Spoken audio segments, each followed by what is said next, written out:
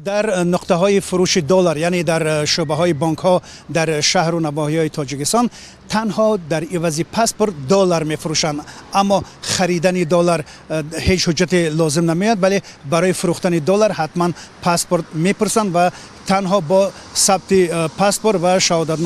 شهادتنامه آنها دلار را عوض میکنند. طی چند روز است که قرب سامانی در برابر دلار خیلی ناچیز شده ایستاده است و امروز بانک ملی تاجیکستان در برابر 100 دلار 839 سامانی عوض میکند و بانک های دیگر به مثل اسقط و دیگر بانک ها در عوض 100 دلار 879 سامانی میدهند. اما در بازار سیاه میگن قیمت پول تاجیکی در برابر دلار باز هم پایینتر رفته و در عوض 100 دلار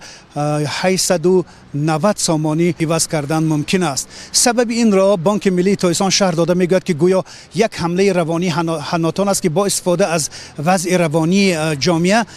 مردم را وادار میکنند که دلارهای خود را بفروشند و شماره دلار کم شده، از این رو نرخ دلار بالا رفته است. اما اقتصادشناسان میگویند که سبب اصلی بالا رفتن نرخ دلار این و تاجیکستان کم وارد شدن پول مهاجران است که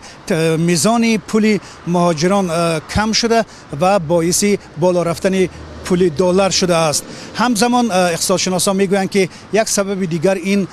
میزان کمی صادر شدن مواد خامی مثل آلومینیوم، پخته و دیگر موادهای ضروری که تاجیکستان به خارج صادر میکرد این هم بوده میتواند. ولی اقتصادشناسان به صورت عموم حدس میزنند که امکان دارد که نرخ دلار باز هم همچنان این روند ادامه کند و در عوض 100 دلار تا به 900 سامانی عوض کردن ممکن شود.